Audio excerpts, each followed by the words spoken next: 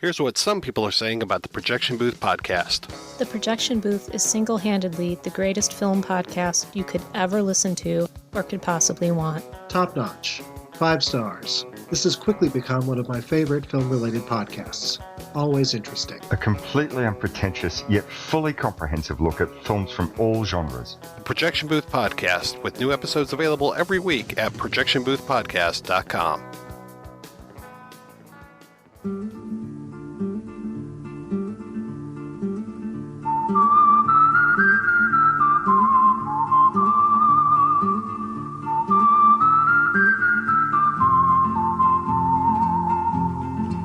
You are listening to the In the Mouth of Dorkness podcast. Here are Brad, Lisa, Brian, and Darren. Welcome to another edition of the It Modcast podcast. With me is Brian Young, the Turtle Dork. Happy Friday, everybody. We're at Lost Weekend, and you're not. Ha ha. Wow. Also joining us is Lisa Gullickson, wife Dork. Hello. And Brad Gullickson, mouth Dork. It was beauty that killed the beast. And I'm your host, Darren Smith, the Disco Dork. Colossal was awesome. And welcome to the It Modcast podcast, Fistful Friday. I keep trying to get the nerve to sing because this is the Beauty and the Beast podcast. Well, sing. But I can't. I'm shy. No, you're not. I'm really not. Sing. I'm not. I won't right It now. was beauty and the beast. I sound great, don't I? I sound really beautiful. Sound like your husband. All right. This week, in honor of the release of Disney's live-action Beauty and the Beast, we have a fistful of beauties and beasts. Look at Brian, so itching to go. Just go ahead and say number 5 since you're so anxious. Am I really and itching to ready. go? Since you're so ready. Hold on. I'm going to put a guess. I'm going to guess. It's the King's Speech. Close. Close. Speaking of speech, you're just kind of slurred. I hate to break the news to you. I was stuttering. I was in character. Like that king from the King's Speech. Oh. I don't know. Your quote, Brad, is that foreshadowing what might be on your list? No. Okay, good. So my number 5 is... Wow. Obvious mother trucker. Son of a bitch. Wow. Yeah, King Kong. Wow. We just talked about it earlier this week on our Weekend Dork. Brian is shameless. He has no shame. Which Goddamn version, right. Brian? Which version? And why? I'm going with the Peter Jackson 2005 What? You're version. supposed to go with Jeff Bridges. Really? Am I? Yeah. No, that was not the version. Oh, really? No, Which one, Brad? the 33 version. Never seen it. Oh my God. Yeah. Fucking.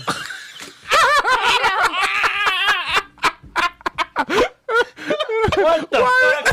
What do you mean? You have a homework month coming up. Exactly. You're getting King Kong. Okay. I'm down for it. Oh, shit. I just knocked over my bottle of root. Oh, man. Is that really that surprising? Kind of, yeah. Really? Yeah. It's one of the great I know. movies. I know. I haven't seen. Well, You haven't seen Citizen Kane. no, I've seen Citizen Kane. I saw that in film school. Yeah. So I've actually seen Citizen Kane a few times. But I'm sorry, Brad. I'm sorry to break your heart. It's all right. So we're real quick, huh, B? Man. Man, I wish this was on video. feel bad now. All right. So King Kong, the Peter Jackson version. Yeah. Why? Because How can you even like that movie without seeing the first film? easy. Shit. But yeah, I just want to take this bottle and just pour it all over our circuits and Darren's computer. Pour it over his laptop. It's not even your favorite. I can see if I said I never saw Unforgiven or Jaws, but I mean, it's my 33 favorite film. 33rd favorite film. yeah, And it came out in 1930. 33. Nice. I don't think it's my 33. Hold on. I'm bringing up my letterbox. As he's looking that up, I'm going to pick King Kong, the 2005 version. Which Brad is also fond of, so I don't know why he's getting so. It's a good movie. Yeah. Well, of course, because of the line that you said was also said by one Jack Black. It was beauty that killed the beast. Yeah, but And, he says it like, it was beauty that killed the beast. That's not the sound that he makes. The Tenacious D version of it. But yeah, just the whole idea of King Kong, and we talked about it earlier this week, especially with Naomi Watts and Andy Serkis's portrayal of Kong with the mocap, which he was come to know for at that time from Gollum in The Lord of the Rings. But he's really able to kind of really bring a character through in that through the CGI, and it's something that you really find believable in those moments, and the way forgetting her name, Naomi Watts plays. I know it's. You're no fan. I'm sorry, but but the way Naomi Watts really acts against Kong in those scenes. I love the scenes in New York City when Kong is free and you see her down that street, and then he grabs her, and like when they go ice skating or when they're on the ice. Love that scene. It's such a beautiful moment, and that's again that score is so fantastic. And that moment, is so devastating because you were watching Kong's final moment of happiness. Yeah, before those missiles come through. But it's such a nice, quiet moment, and like you say, the last moment of peace and happiness before really the shit hits the fan. And it's just, I don't know. I really like that 2005 movie. I really do, and I will watch the 33 version, Brad. I know you will. I know. You know what I never got over? When the Peter Jackson's Kong, before it came out, like the first teaser that they showed, which I think it ended when the scene that would be in the film where Naomi Watts is in that opening, and then the T-Rex is there, and then Kong comes up behind her. Yeah. Well, in the teaser trailer, Kong design, his face is different. They changed it for the final version of the film. Like it doesn't look the same. They actually did did another pass and redesigned his face. But I remember seeing his face, and I loved the way his face looked. It was like asymmetrical. Like he had like, it wasn't what it is in the final film. I don't remember. In the final film, he certainly has a broken jaw. Okay, well, so it's disjointed. So no, it wasn't disjointed in the preview. I mean, in that teaser trailer. Anyway, like you can tell if you see the teaser trailer and then you look at the final version of it, you can tell there's a difference. He looked more. I don't want to say he looked more ape-like, but his face had more character in it. I don't know. Maybe it was more designed than an actual, if you're going for a lifelike ape look. But I never got over that. I always wondered why they changed it. I don't know if it was during a test screening or something that they got a negative review for, or because what's interesting about the original King Kong, the 33 one, is that does not look like an actual gorilla. Right. It looks like Willis O'Brien's King Kong. Yeah. It looks like a creature. Right. Whereas Peter Jackson's version looks like what a 23-foot tall gorilla would look like. And I think that's why I like the one that was in a teaser, because it had a more designed look to it. It didn't look like, I don't want to say it didn't look like actual ape, because it did, but it had some liberties taken with it to actually give it a more designed facial structure. Anyway, yes, that's I guess acceptable number 5 pick, Brad. No, Brad, approval, Brad. Better than the King's Speech. Okay. All right. Lisa, you're number 5. I'm making steps. I decided to focus less on, because I was thinking about how am I going to do this list, like, actors that I think are ugly versus actors I think are beautiful. That doesn't sound very kind. So I decided to focus on the interspecies relationship aspect of Beauty and the Beast. So I picked Lisa's doing a fistful of bestiality. Yay! And how. So actually, this initial pick doesn't fit into that so perfectly. But the storyline mirrors the storyline of Beauty and the Beast so perfectly, and I would consider it a modern classic, oft overlooked, and that is the 2003 paranormal romantic zombie comedy, Warm Bodies. Yay, Nicholas Hoult. No. This is the first movie I saw him in. I think the world saw him in. And even though he was kind of playing a zombie and doing the grunts, he definitely has a very interesting look and a very frenetic way of acting. So even though he is like a zombie dragging himself around, he's like very like physical. There's an energy in what he does.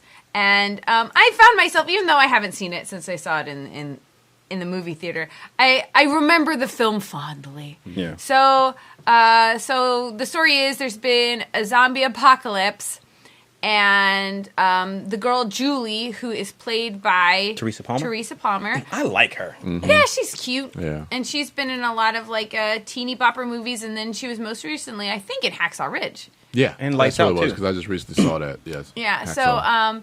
So she's out like looking for supplies and whatever, and so she goes to the old airport and with her little group of friends, including her boyfriend, and Nicholas Hoult zombie kills her boyfriend and eats his brains. But in eating his brains, he absorbs his memories, and so he finds himself drawn to the Julie character. And at first she's afraid because he is a zombie, but he's also Nicholas Hoult. And he also has a really cool vinyl collection. And they listen to records, and they fall in love. And their love brings him back to humanity, just like Beauty's love of the Beast turns him human. And in the Disney version, I think a human that's actually less cute than the Beast. Oh. That's a theory I've held since I was a child, where I was just like, I was really disappointed by the transformation. I was like, so much chin. What's going on? What? Yeah. So anyway, Lisa wants to get on that dog. I'm just saying, if I was to rank the Disney princes, he is the ugliest prince. Damn. Way cuter as a Beast. I say keep him as a Beast. All right. That was directed by the same guy who did The Whackness, right? Jonathan Levine. I love The Whackness. Yeah, it's a good I have movie. not seen the Whackness. I haven't seen the Whackness either. What? Whoa. Homework. Please, you haven't seen Kid Cop. Oh my God. I'm not going to live this down. No, never. Jesus. Okay. Lisa, I'm going to make a note of that. I think you'll dig it. And That's a Lisa, very good you soundtrack. had seen Nicholas Hoult as the Beast in X-Men First Class before Warm Bodies. Oh. Is that the truth? That is true. And you had seen him as Yusubia in Clash of the Titans remake. What? I Yusubia. did not see the Clash of the Titans remake. And then you saw him as the little child in the Hugh Grant a romantic comedy dramedy thing about a boy. I did not see About a Boy. It's vomiting. I read the book. And he was not in the book because that's not how Well, the you books had work, seen him in a couple Brad. episodes of Keen Eddie. He played Edward Mills. I did not watch Keen Well, Eddie. you saw him as Mike in The Weatherman. Why are you being so combative? I didn't. Because I was being combative with Brian. I know. And that's my nature now. You're sitting closest to him, Lisa. Yeah. Well, you guys are going to leave and our marriage is going to continue. Brad, what's your number 5? My number 5 is a film that I give a hard time to because it doesn't meet my standards of comic book fanboyism. But it is Guillermo del Toro's Hellboy and the relationship between Liz Sherman and Hellboy, which is a relationship that does not quite exist in the comic book. It's an invention of Guillermo del Toro's. And when I first heard that they were going to have a romantic fling in the film, I was incredibly opposed to that notion. It just did not work for me based on what those characters were like in the comic book. They're not like that in the book. They never get they together. they have a working relationship, but not a romantic one. Yeah. However, I think that one of the more successful aspects of Del Toro's first film is how Perlman and Selma Blair sell that relationship. And the final scenes where he's talking to Liz and saying, look, I'm never going to be able to change what I am, this creature with big red horns and red skin, but I can promise you that I will always be there for you. That scene in the den after Professor Broom has been murdered by the Samaels is like really heartfelt and taps into what I think Beauty and the Beast as a cartoon film does. You know, that odd couple. This shouldn't work. It's not about looks. It's about, the motion in the ocean and all that stuff. Yeah, Hellboy. I would have never known that wasn't a thing in the comic books because of how they sell it in the film. Like that's probably one of my favorite things about the films. Well, and as it gets into the second movie, I mean, it is the relationship that they hang the entire plot on. And so it feels essential to the characters, at least within the cinematic realm. All right, good pick. My number 5, excuse me, Kate Macer and Alejandro from Sicario. The beauty being Kate Macer, played by Emily Blunt, and Alejandro being the wolf, played by Benicio del Toro. And the interesting dynamic between them and where that story goes, and her starting out being the beauty, and I don't just mean like a pretty face, but I mean innocent, not the opposite of a beast, and the nature of the state of affairs in Juarez, and just the nature of her job and what she's drawn into, and how that environment changes you. And that's reflected in Alejandro's character, where he was once a good person, and then the cartel and just life in Juarez and the crime spilled over and took his family and turned him into a wolf, turned him into the beast. And then at the end of the film, the conversation they have and the potentiality for her to be there long enough to actually become the beast. And is she going to turn? Oh no, the Phantom of the Paradise crossover beef.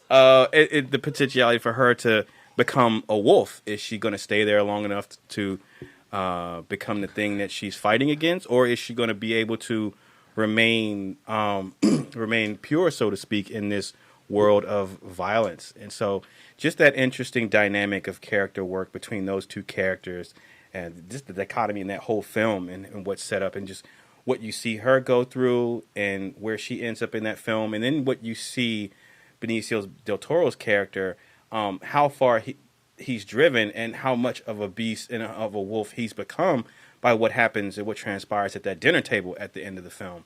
I just thought that was really interesting and the most gripping part of that film. So yeah, that's my number 5, Sicario, Emily Blunt and Benicio del Toro. Brian, your number 4. All right, my number 4. I mean, it's not a surprise. I struggle with my Fistful every freaking week, but it's hard for me too, Brian. I know we do not have the encyclopedic knowledge of the other people on this. Really. But you do have 7 days to figure out your list. And if you tried taking advantage of all 7 days rather than the 30 seconds before recording. Well, I just found out about our Fistful yesterday. But it was posted. He put a page up for you, Brian. Yesterday I saw the post. Yesterday. This sounds like an off-the-mic conversation, but I'm with you, Brian. Thank you. These are hard. I appreciate that support. So basically, I'm going not with... Maggie Rogers, ladies and gentlemen. Oh, Alaska. All right. I'm going with a beast. I'm not going with the Beauty and the Beast, but I'm going with a beast. And this beast is from a film that I enjoyed growing up as a kid. It's Michael J. Fox and Teen Wolf. Nice! There are beauties in that film as well. I think Michael J. Fox is both the Beauty and the Beast in that film because he's so sweet. Yeah. And much better than... I like Jason Bateman. I want a keg of beer. It's like you're living the movie. He says, "Give me," though. Give me. Give me a keg Look at his eyes. of beer. But I really have fond memories of that growing up. And Teen Wolf 2, not so much. I love Jason Bateman now. Back then. I think his sister probably had a little more star power than he did. Justine Bateman, Satisfaction, yeah. But anyway, back to Teen Wolf. But yeah, Michael J. Fox really at that time was just kind of just on top of the world. This was in between the Back to the Future films. I forget what year this came out. Was this 84? No, I don't know. Maybe before. Maybe been before Back to the Future. I think it's before. Okay, so he may have been coming off of Facts of Life. It's Family right. Ties. It's right Family right Ties. around the time of Family Ties. 1985. It's post Midnight Madness. 1985. Midnight 85. Madness. Oh my! When Midnight Madness starts to get to you, I love that movie. It's a good movie. I love Midnight Madness. It's a good Holy movie. crap! David Naughton, man. Holy shit! He may be coming up later on my list. Oh, interesting. What? But yeah, so 85. Okay, so this was the same time when the Back to the Future. So this is really when he was making his forefront into films. So yeah, and just so charismatic. So Michael J. Fox just had that thing back then. And seeing this film and like the transformation into the wolf, and then learning about the history of it with his father, and then just the whole sports aspect of it, of playing of basketball, and that's really how I gravitated towards it, and how becoming the wolf made him a better basketball player. And then at the end when he decides not to be the wolf, just that whole story. It was really a nice teen coming of age 80s. Comedy. Weird ass movie. It is weird, but it's Love a movie. Yeah, it's a movie I'm very. Remember, fond he had a of. Saturday morning cartoon Yep. based off of that.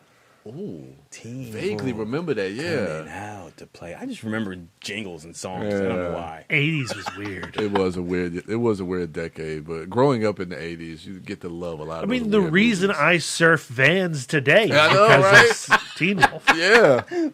Oh my The god. origin of Ghost Riding the Whip. Man, Oh no. You did it? You surfed the van? We wanted to do that. Well, of course, it being in the 80s, nobody could drive unless we had one of our older brothers or sisters, try to do it. But we always wanted to like get on top of a car or Put a the van. Beach Boys on. Put those shades on. Oh, we did so much stupid shit as kids, man.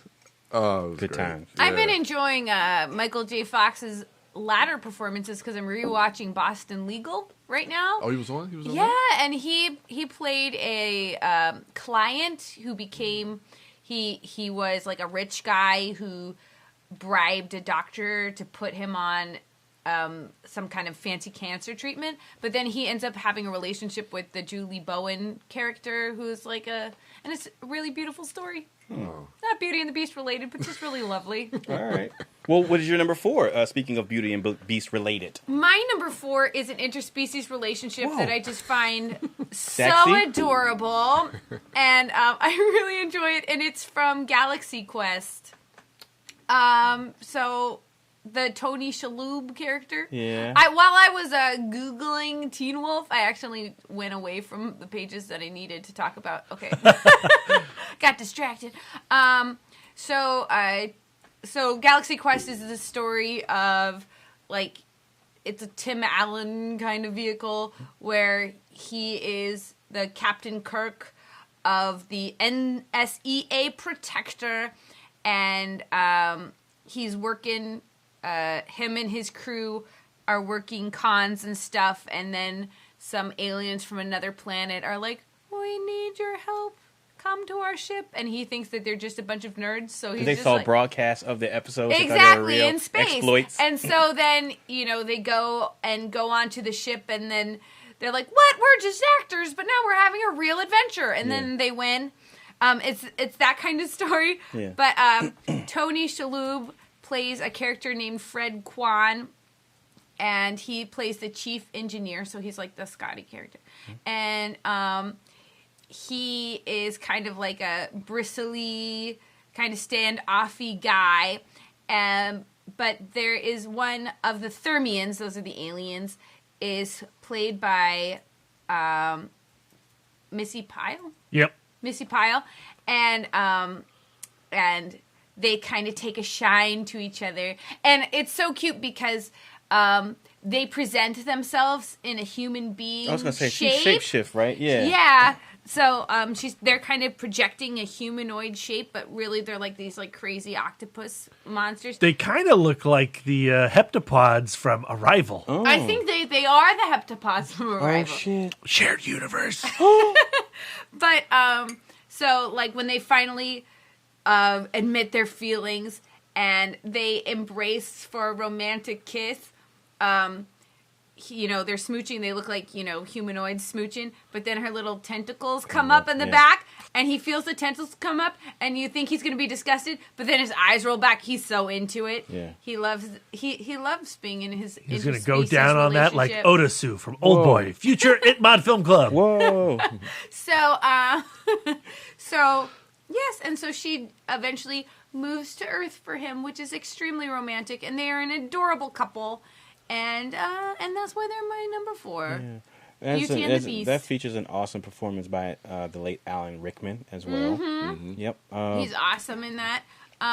It's a great movie. And a super adorable performance by my boy, Justin Long. Oh, He's such a sweetie in that movie. He's plays a boy, one of the Lisa. nerds. A boy. Emphasis on boy. Child. He's a little sweetie. Brad, you're number 4. My number 4 comes from the 1968 science fiction classic Planet of the Apes. Yeah. But the Beauty and Beast that I want to talk about is Charlton Heston's Colonel George Taylor and the native Nova, played by Linda Harrison. He is a monster in Planet of the Apes. What I like so much about that film is how Chuck Heston truly embraces being a dickhead. And he's so full of himself. He's an egomaniac, a complete jerk to everybody in that film, whether they're human or ape. And of course, the only person he can get along with is the mute native who walks around mostly in skimpy cave woman attire. Yep. Linda Harrison at the time was dating studio boss Richard Zanuck, and that's how she got the gig. Oh. But honestly, I really like her performance as Nova, as this innocent who at every turn tries to keep him, in line with that society. She has to put up with a lot. And we do see where that relationship goes in the sequel Beneath the Planet of the Apes. But I can't help when watching the first film and just think, if the sequels never occurred, what would that relationship have amounted to? Heston's stranded astronaut in the future of this devastated post-apocalypse. That's 5 posts? That's 5 posts. Right. If you're keeping score, go back to our Week in Dork to understand how many posts are in a true post-apocalyptic environment. Yeah. The Planet of the Apes is way, way, way in the future. And, what would they have done, after they had their first picnic on the beach in the shadow of the Statue of Liberty? Make it work. Would they have made it work? Or would Nova have eventually, sharpened a rock and stabbed Taylor in his sleep? Ooh. That's probably what I would have done, because, man, is he an asshole. He's a true beast. Maybe she can peel the layers of the onion back and see the... No, he's a bastard. He's a dick to the core? To the core. All right. My number 4 is... I'm not reaching that far back to the classics. I'm going to go to the 80s. Excuse me. My number 4 is Gracie Law and the Beast from Big Trouble in Little China. So in John Carpenter's masterpiece... Jack Burton is attempting to rescue Gracie Law and also Mao Yin, the girl, both women with green eyes. So they have to infiltrate Lo Pan's lair. And they make their way inside. And on their way out, Gracie Law is kidnapped, or she's grabbed by a beast. And this beast is one of many creatures that lurks under the streets of San Francisco, because apparently there's an underworld that exists where there are all sorts of demons and monsters and things like that. And one such demon or one such monster is this hairy, really big, long-armed, it's like a Sasquatchy type beast. He has a huge jaw, big bug eyes, and some gnarly teeth. And he just looks really gross. And he grabs Gracie Law on the way out. At the end of the film, Jack Burton saves the day along with his friend Wang, and they shake the pillars of heaven. And then Jack Burton's back on his lonely road, and all is well. But the camera pans back to the back of the Pork Chop Express, and the beast emerges before we cut to black, and you get that gnarly Big Trouble in Little China theme song. That part, when I first saw it as a kid, scared the shit out of me. Yep. Scared the shit out of me. But I love the fantastical elements of the film. I love the Eastern influences with the martial arts, and I just love the underworld, otherworldly aspects of the film, the creatures. There's one point in the film where they go under the streets into the sewers, and you get to these weird, like, cave environment, and a big bug-eyed creature thing with big, huge red eyes comes out, grabs a guy. Egg Shen throws a magical sphere at it and blows it up or whatever. So there are all kind of creatures and shit in this film, and the beast that grabs Gracie Law is just one of them. And so I don't know, the Big Trouble in Little China. Again, I'm not joking when I say it's a classic, because it is. They just don't make films like that. They never have made a film like Big Trouble in Little China, and they haven't made one since, because it is wholly unique. And so, yeah, I have to put that on my list, because Gracie Law, Kim Cattrall, is beautiful, and I loved her in that film. She has some beautiful green eyes. So she obviously is the beauty, and that beast is really ugly, and he's an actual beast. So yeah, number 4. They did a sequel comic book in the last couple of years that was co-plotted by John Carpenter and Eric Powell, who does the Goon comic book. And in that series, Jack Burton and that beast, that creature, team up. What? And have, like, adventures together. What? Yeah, it's weird. Where's Wang? Wang's in it. But so's the beast. And they're Jack hanging Burton's out. not allowed to team up with anybody. That creature's, except like, Wang. wearing clothes and stuff. What? It's a really bad idea. Oh, man. All right, so yeah, my number 4, Gracie Law and the Beast. Brian, you're number 3. Okay, so my number 3, and this happens every week, I come up with something that I get really excited about because I just thought about it. And I added during while we're actually recording, and this is actually one, so I'm going to use this for number 3. And so this one is the 2012 comedy Ted. This would be Ted the Bear with Tammy Lynn, played by Jessica Barth. So they meet at the grocery store, and they fall in love, and they have excursions in the grocery store, and then through that they end up getting married. I think at the end of the film they get married by Flash Thompson, Sam Jones, Flash Gordon, Flash Thompson. What? Have you seen Flash Gordon? A long time ago, but not recently. But you've seen it. You're not lying to me, so you don't get a Brad reaction, right? Timothy Dalton, Max von Sydow. Yeah. You better not be lying to me, motherfucker. You seen Flash Gordon, right? I think I have. Don't make me sing Queen. Flash! I know that song. Yeah, Okay. I know that. But I think he hasn't seen. I don't think he's seen it either. I don't think he's. He's definitely not confident. let's not. We got 2 of his homework assignments down. Then. Oh man, come on. All right, proceed. But yeah. So I guess Ted would be the beauty. No, Ted would be the beast, or whatever. Interspecies relationship, as Lisa put it. So this is what Is this would. stuffed animal a species? In this Ted world, it's a bear that's alive. So, and they had sex, so it's got to be a species, right? Right? Red Rocket. There you go. I guess so. So Ted, voiced by the what's his name? Seth Ted MacFarlane. Seth. I was gonna say Ted. All over the place. I'm sorry. This is a weird week. Weird week for you listeners. It's a long week. I'm sorry. It's Seth MacFarlane. And and Jessica Barth. Yeah. Number 3, Ted. All right, Lisa, look. Save us. I don't know if I can. I just have to pretend I heard nothing, and then do my number 3. Do your thing, Lisa. What's your number 3? My number 3 is generally you don't think this is not a Beauty and the Beast relationship in terms of aesthetics, because these are 2 very sexy entities, but it is an interspecies type relationship, and there is nothing more beautiful than the relationship between human being and vampire, right? And so the example I chose is the 2014, Iranian vampire western, A Girl Walks Home Alone at Night. Yeah. We got to see this at Lost Weekend? Nope. Where Film Club. Film Club. 3.0. Secret Society of Society Filmmasons. That's right. Thank you. Alamo Drafthouse One Loudon in Ashburn for this film.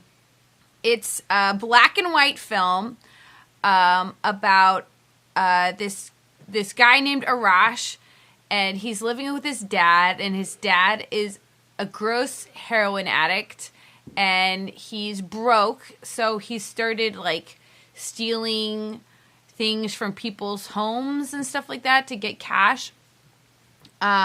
Meanwhile, in his night dealings, he runs into this kind of eerily beautiful young woman in a black and white striped shirt and a chador, like a long veil that doesn't cover her face but covers her head and all down her back.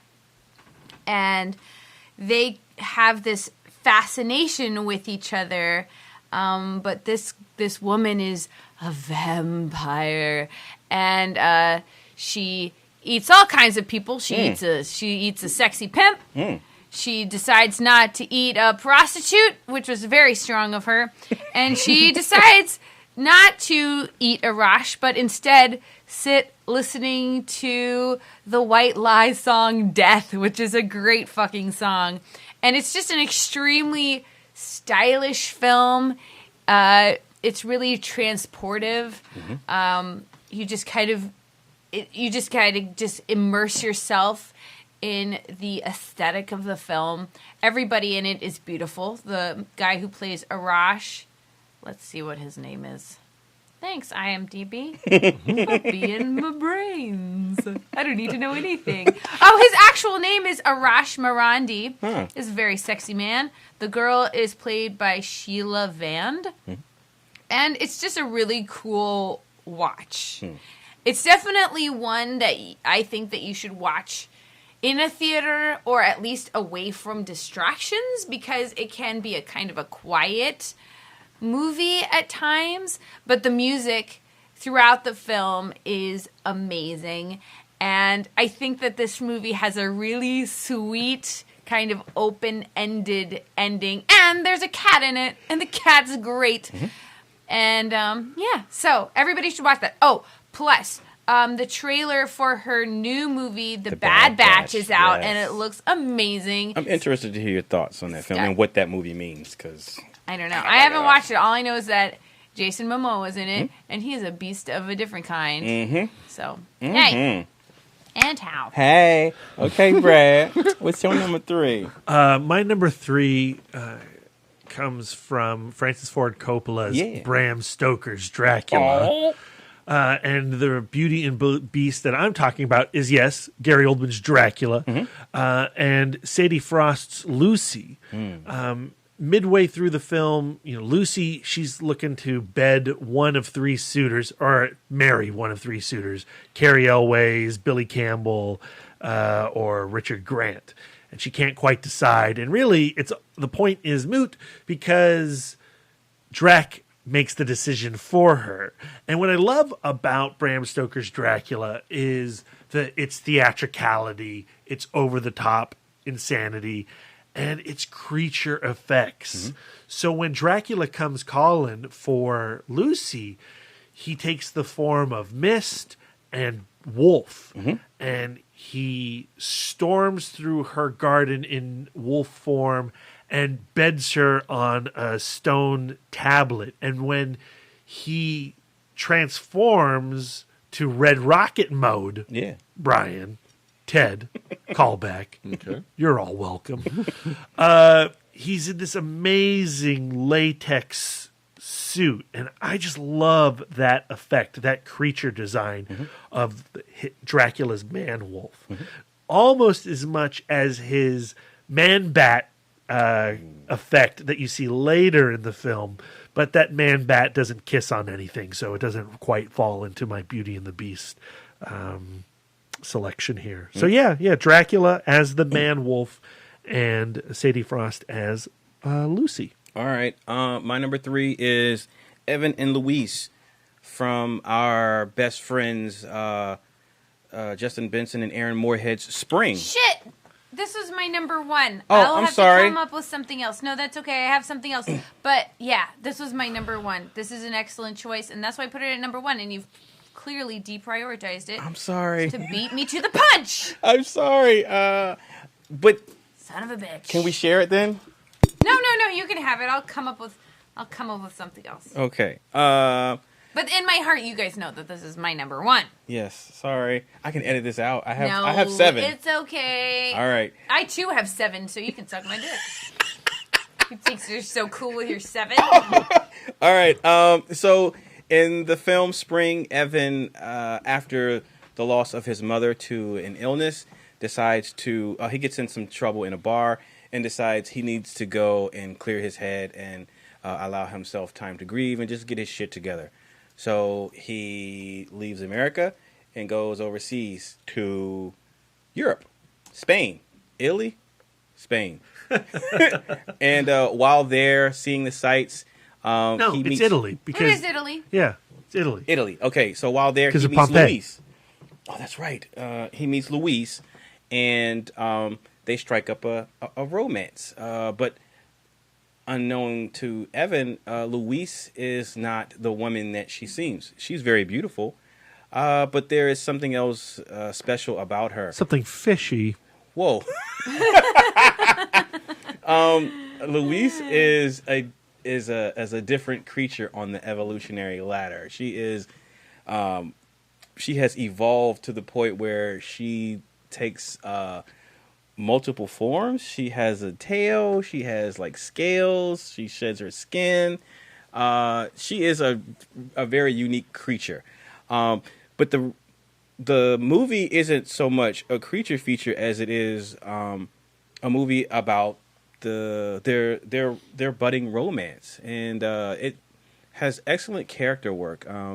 You have to buy into their relationship in order to buy into Evan finding out about Luis's true identity and nature, and still being willing to be with her and wanting to make the sacrifice of potentially getting eaten by her in order to be with her.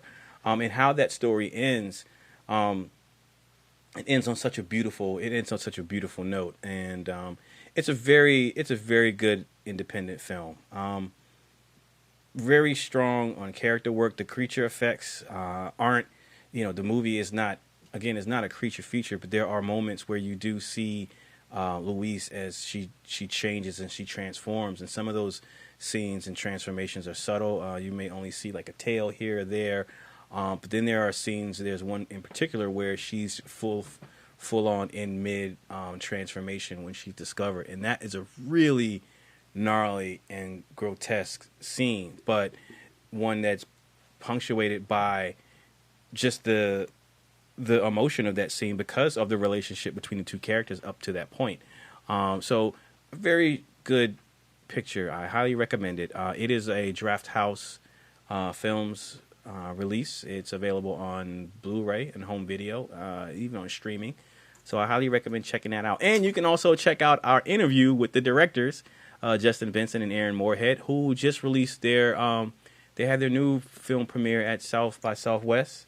The Endless. And so hopefully we'll be speaking to them again. I'm going to reach out to them and see if we can get them on the podcast to talk about that film as well. But yeah, that's my number 3 and Lisa's number 1. Sorry. That's okay. I've got something else. Brian, your number 2. All right. My number 2 is going back in similar vein to Teen Wolf. I'm not going to go with Beauty and Beast or Interspecies Relationships. I'm just going to go with A Beast. This is another film from my childhood that I adored, which would be Harry and the Hendersons. Yeah. With John Lithgow. I think this may have been the first film that I actually saw John Lithgow in. Really? Brad's gonna go onto IMDb and prove you wrong like a dick. Well, no, I mean, I'm sure he's been in other films before this, but the first film that I saw him in or remember, because it's let's see if that's true, Brian. IMDb. You didn't see Ricochet first? You are a DB. No, didn't Harry and the Hendersons come out before Ricochet? I don't know. But Harry and the Hendersons did. King Kong 1933 came out before Peter Jackson's King Kong. Yeah, I know. But it's so weird because I always see John Lithgow as like that, every man's dad, because I always think of him as the dad from Harry and the Hendersons. So when I see him in something like Ricochet, I'm like, no. What about Raising Cain? Raising Cain, I don't think I saw that. Oh, remember your response to him in your homework episode of Blowout? Lithgow? Dude, yeah, it was your homework. I know. He's the serial killer in that. He's killing prostitutes to mask the mystery. Yeah. Okay. I don't remember. I loved that episode, Brian. No, it was great. It's great. You're killing me. I know, man. Let me get past this. The late Kevin Peter Hall, the late great Kevin Peter Hall as Harry, and he also did the Predator. He was Predator. Okay. Had you seen Buckaroo Banzai before? No. Oh, how about Footloose? Yeah. Oh, yeah, Footloose. There you go. Yeah, Footloose. Yeah, I have seen Footloose. But yeah, I always loved that story of Harry and the Hendersons and them going out on that into the wilderness and then finding Bigfoot and then him becoming part of the family and bringing him home and him getting assimilated to the lifestyle of being domesticated to a certain degree. And it's just that last shot though. When they leave and all the other Harrys or his family are standing there and then they move and turn around with him. Remember he walks into the woods and they're so camouflaged, but then they finally move and they turn and go into the woods with him. You don't remember that scene? No, I don't. What? I don't. I don't have memory of films like you guys do, especially if I don't see a movie in 20 plus years. I know. You remember what the date the movie came out on? Yeah, but that's different from remembering a specific scene from a movie. If you ask me about Face Off, I can tell you something because I've seen that movie a million times. What's that line about peaches from Face Off? I could eat a peach for hours. Yeah, I mean, I can tell you the date that came out. But I mean, Harry and the Hendersons, I watched it as a kid, but I haven't seen that movie in probably over 20 years. So I don't remember it. I'm sorry. So at the end of the film, he has to go back and live in the woods or whatever. And they're saying goodbyes. And when they're saying their goodbyes, the camera is from the family's point of view looking at the woods that Harry walks into. And as he walks to the tree line, you're looking at the tree line. And all of a sudden, it's revealed that his family were standing there in front of you the whole time. They just were camouflaged. And they come out and they turn and they walk into the woods with Harry. They go back in there. That's kind of sweet. It's sad. I love that movie. I want to see that. I want to watch it again. You have that on Blu-ray? That's on Blu-ray, right? I have it on standard definition DVD. Right. Lisa, you're number 3, 2? Mine too. My number 2, interspecies relationship is the beautiful relationship between man and fish lady. I'm talking about the 1984 fantasy romantic comedy film Splash. Yay! That's right. The relationship between Madison and Alan. So I've never seen this film. Really? What? Are you serious? It's so sweet. It's Lisa, confession time. You gotta show Brad Splash. That sounds lovely. I would love to show Brad Splash. Oh. So the story is as a kid, Tom Hanks had a near drowning experience, but under the water he saw this pretty other child fish lady, and they held hands or whatever, and so he's kind of just came to that must have been some kind of near death vision or delusion, and he kind of left past in the past, but then he went back to Cape Cod as an adult, and he is sleeping on the shore. I can't remember what happens exactly, but she washes up on shore and he wakes him and she's next to him. And so I guess she steals his wallet and there's a sunken ship, and in the sunken ship there's a map, and she's like, he's from New York. I'll go to New York. So she humanizes herself and she goes to New York and she finds him and they have a relationship. And then She returned to the sea. I can't remember the specifics. I'm a little Brian-y on this one. Send it out.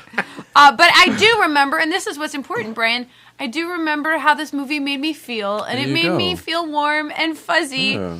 And it's an adorable Tom Hanks. The scene when they throw water on her in the restaurant. Yeah, it's horrible. Yeah, and it's sad and it's beautiful. Yeah. And it's Daryl Hannah. She's totally hot. And this is one of the great films that's rated PG, even though it's got some profanity and brief nudity. So it's a win all around. Did I tell y'all when I was a kid and I would look for on HBO or in the TV Guide and it would give ratings and it would say brief nudity or whatever, I would purposely seek out the movies that said brief nudity because I thought it meant like they didn't have briefs. They weren't wearing their briefs. So I was going to get to see some bush. You haven't told me that before. So I always sought out GN, graphic nudity. I didn't know. I thought brief nudity mean like they didn't have on briefs. So I'm going to get to see some. As a kid, I never called them briefs. It was just underwear, man. I didn't even know about the concept of briefs. I don't feel like girls wear briefs either. They were the other thing that I will not say on air. I was a kid. Yeah, you want that PN, panty nudity.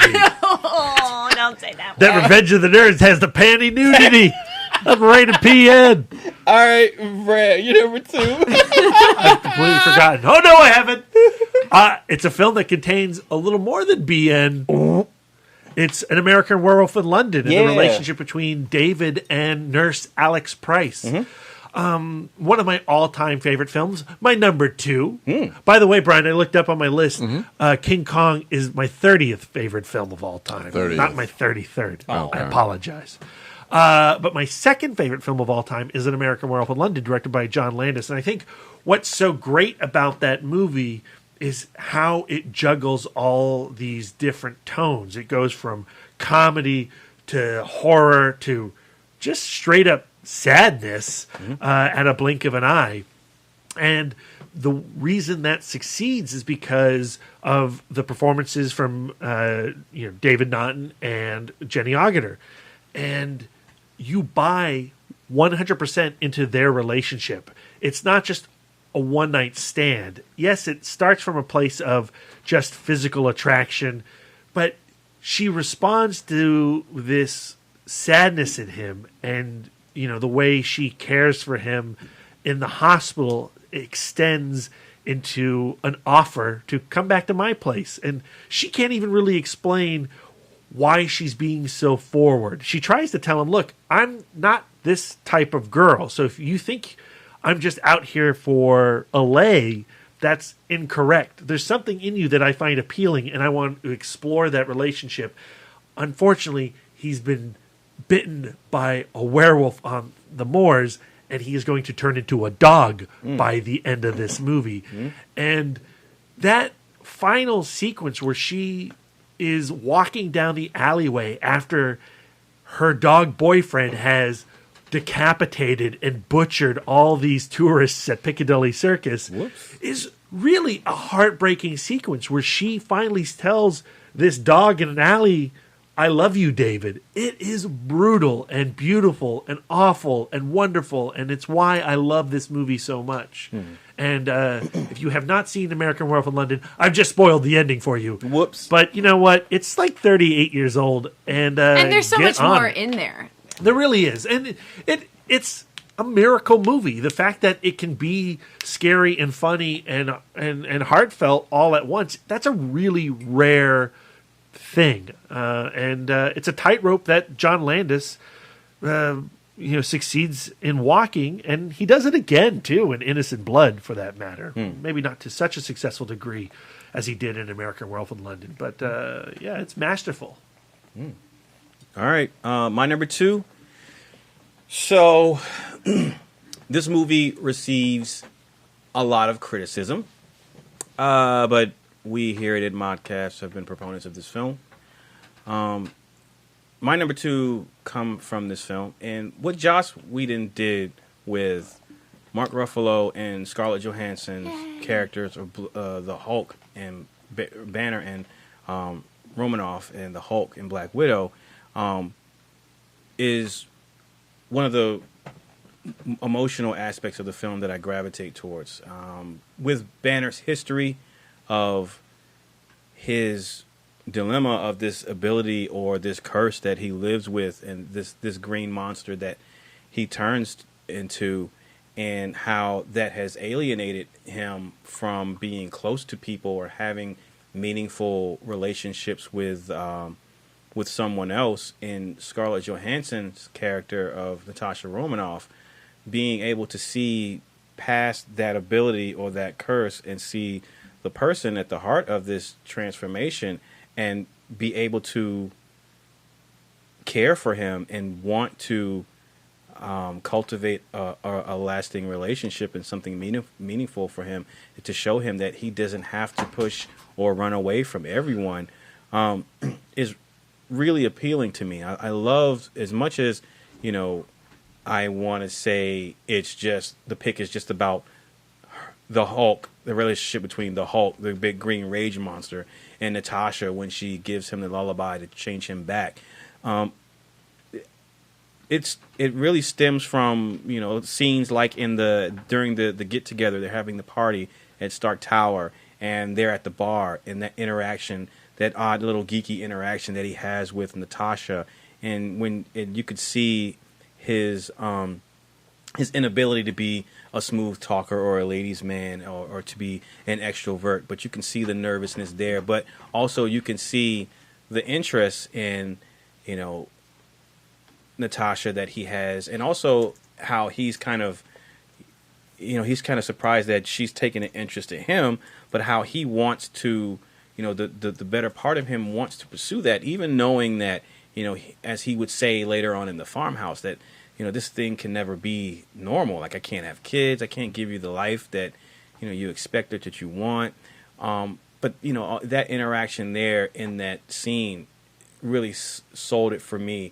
And it made me feel, you know, for his character to finally see him to be able to be happy, and someone want to offer him happiness, and someone to say that, you know, who you are, all of who you are, both Banner and the Hulk. I understand and I see that, and I still, in spite of that, or maybe because of that, I still want to get to know you and pursue something with you. And then, you know, the conversation at the farmhouse when Natasha opens herself up to him and reveals her past and the tragedy in it, and she's honest with him and how she views herself also as a monster, and revealing why she is able to see past the curse that he lives with and accept him for it, because she can relate and understand it. And then, you know, ultimately at the end of the film, where, you know, she is trying to talk him back down when he is aboard the Quinjet,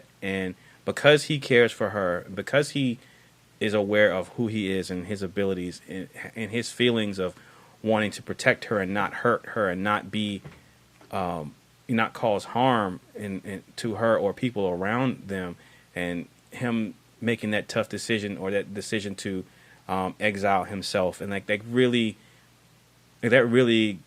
got to me. As you can hear the hesitation in her voice, she knew what was about to happen, and she still was attempting to talk him down.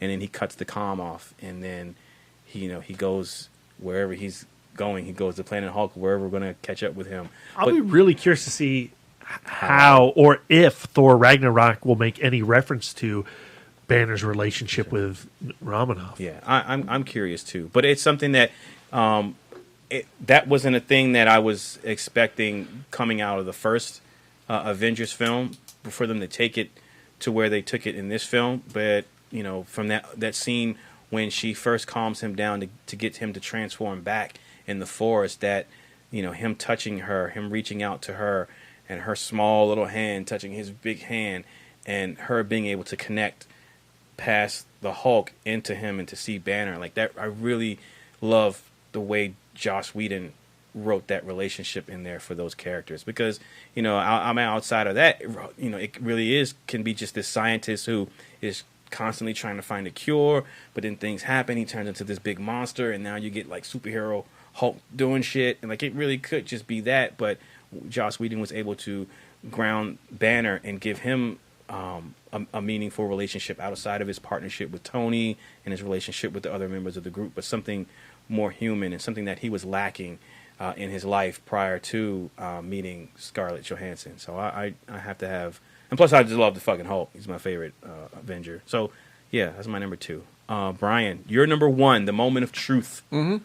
So my number 1 is actually something that we've talked about previously on a special episode and a special video, which was our Underworld versus Resident Evil. I am so happy that you were picking Alice and the Liquor from Resident Evil Retribution. It really fills my heart with glee and warmth that you finally understood that the Resident Evil franchise is the superior franchise. Not so much. But I am picking, and not the one that people are thinking as far as like Celine and Michael Corvin, but I'm actually going with the third film, which I talked about that I really, really like, with Rona Mitra's character and Michael Sheen as Lucius, and I'm blanking on her name. I've been doing that a lot tonight.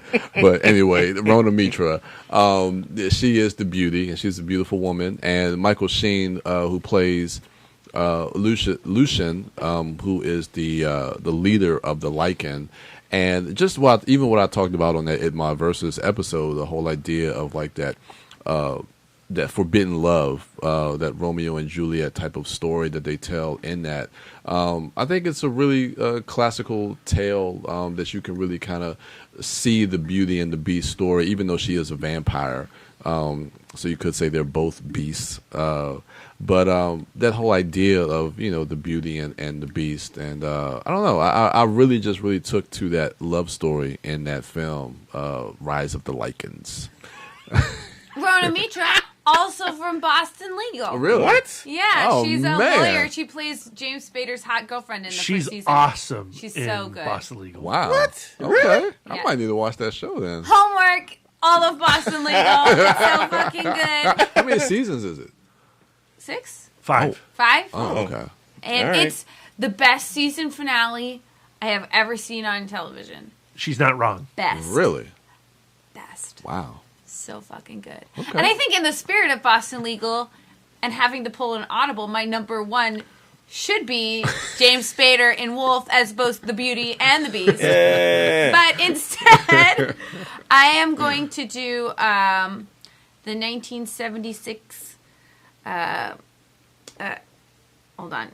I'm concerned about my dates. No, I'm right. 1976 David Bowie vehicle, The Man Who Fell to Earth. Yep. So I could do the interspecies relationship between him and Mary Lou, who's played by Candy Clark. But I think I really think what happened to him on Earth would have happened despite, no matter who he got involved with. Yeah. That Mary Lou was not the toxic element in that relationship.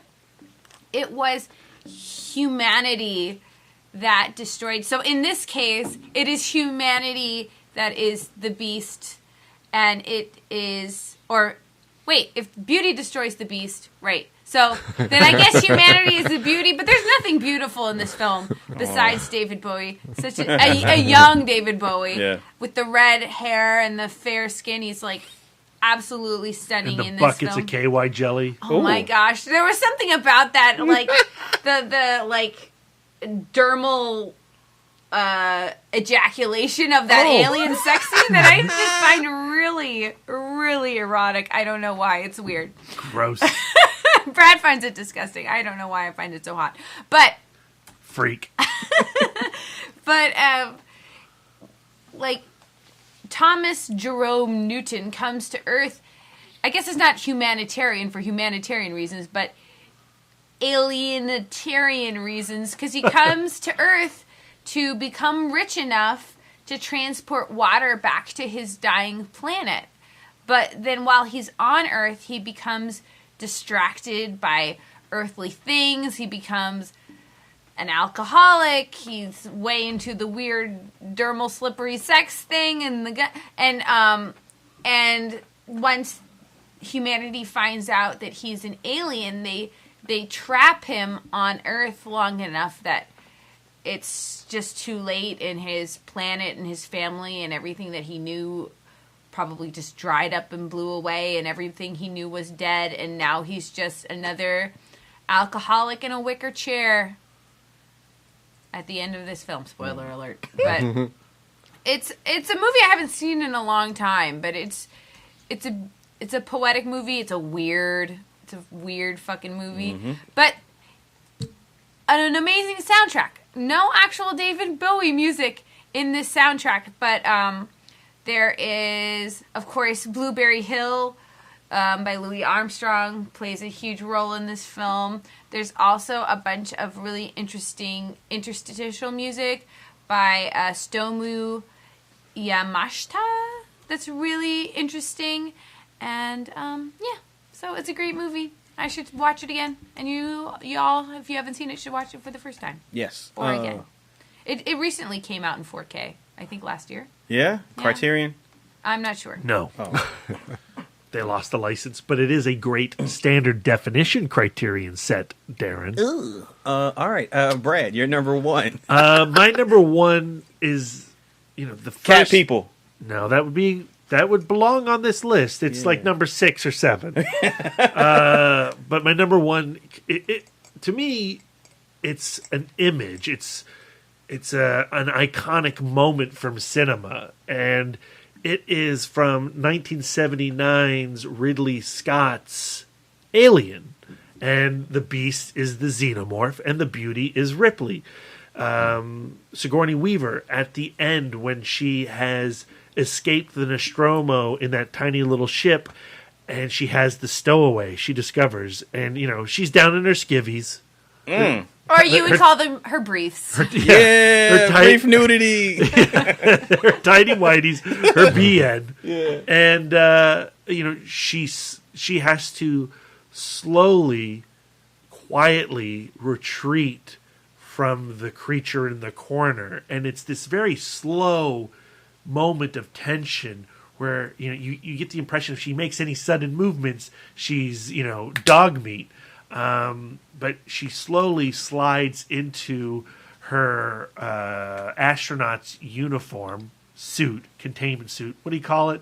Astronaut suit? Spacesuit. Spacesuit! Yeah. She gets into her spacesuit, and she has that tiny grappling hook gun, and she opens up the airlock, and the alien goes for her, and she fires the grappling hook gun into the alien's stomach, knocking it into space. The alien tries to crawl into the rocket, and she hits the boosters and obliterates it into Kingdom Come.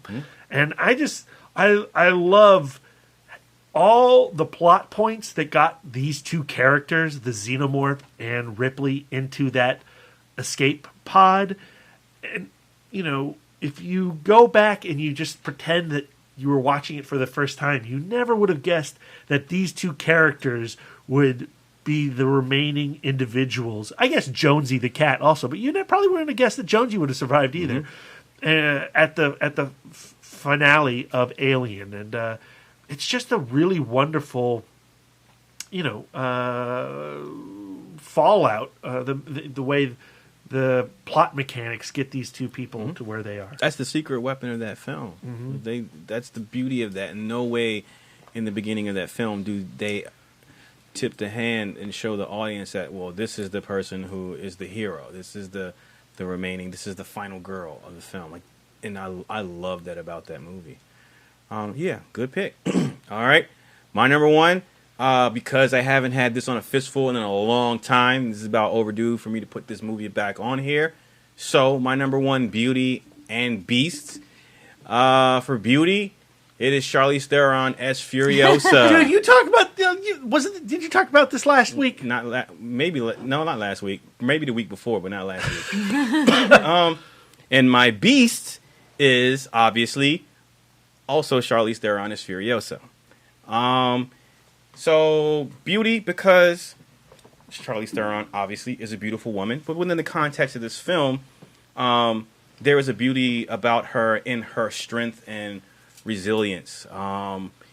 Even with the lack of hair, and even with a forehead smeared with motor oil, But she's also wearing a corset. It's not like she's like Slumps McGee. No, but here's the thing. For me and my tastes, one of the things that I find attractive and beautiful about a woman is confidence. A woman who exudes confidence. I thought you were going to say hair for some reason. Well, hair's nice too, but if you shave your head off like Charlize Theron and you rock that shit confidently, then that's sexy to me. That's beautiful to me. You still do, Charlize. I find it attractive. I think that there are plenty of people who don't have hair who are still beautiful people. Like hair doesn't. That's not the point that I was making. Oh. The point that is that she's also missing an arm, and I'd do Charlize with no arms. Oh, I don't care. Yeah, armless Charlize. Yeah, she'd need legs because otherwise it's not fair.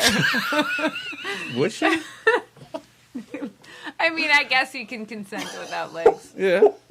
Okay.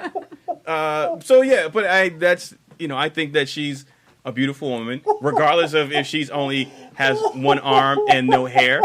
But also, as far as being a beast, like I think that there was a ferociousness to her and that character for her to have to survive in this post how many posts? Quadruple post apocalyptic world for her to survive so long, being kidnapped, taken from the green place all those years ago. What if she had no nose and she just had like the triangle gap? Would you still do her then? If she was confident about it, the triangle gap. No. No. So she needs a nose. Yeah.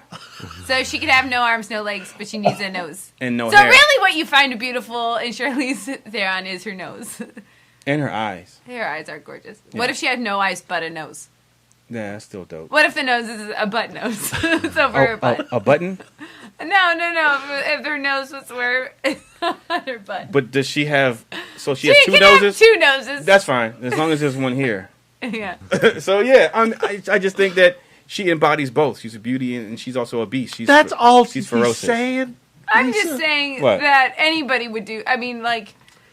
This isn't a fistful of who we do. What? Because I would do everybody on my list, even Tom Hanks, because he seems kind. Oh, all right. So yeah, I'm not talking about whether I do her or not. I just think she's a beautiful person. I think she looks beautiful, even in the film. But I also think that she has a beastly quality. There's a ferociousness to her when she's fighting that guy at the end on the back of Immortan Joe's car, and he's tossing her around and he's hitting her like she's giving it right back to him. Like she just doesn't relent. And so that's just throughout the whole film she does that. And so yeah, I think that by nature she is just as beastly as Max, if not more so. So that's my number one, Charlize Theron, Furiosa. So hit us up on social media at ItModcast on Twitter and also on Instagram and also on Facebook, and let us know what your top 5 beauties and beasts. Interspecies relationships. Yes, people and dogs, and people and cats, and people and vampires, werewolves, swearwolves. Oh, what we do in the shadows? Would that count? Yeah. Yay! Oh, so yeah, if that's on your list, then cool points for me. Brian, tell the people where they can find you. You guys can find me on the social medias at The Turtle Dork, at The Turtle Dork 1, Brian William Young, by byoungvideo.com, Letterboxd, just out there in the, interwebs. Interwebs. All right, Wife Dork. You can find me actually speaking to the microphone, on Twitter, Instagram, and Letterboxd at Sidewalk Siren. You can tell me what state you do Charlize Theron in. Oh. New York, Montana, Maryland, Virginia. As long as she has a nose. Yes. Brad, where can they find you? On all social medias at Mouth Dork. Yep. Be on the lookout for, as of right now, we are at Lost Weekend. Yeah! So there should be some things for you to listen to and check out coming out of Lost Weekend. Check out also the IdMod homework episode of Zodiac. We will review that. And the Matty Doe Chatcast coming out soon, or should be out at this point. It's out now. Oh yeah, it's out. So listen to it, and the Weekend Dork episode. If you didn't check that out, do so please. It was a wild one. Yep. And that's going to do it for us. I'm Darren Smith, the Disco Dork, at the Disco Dork on Twitter, Instagram, Facebook, and Letterboxd. Thank you all for listening. Enjoy the rest of your weekend, and until next time.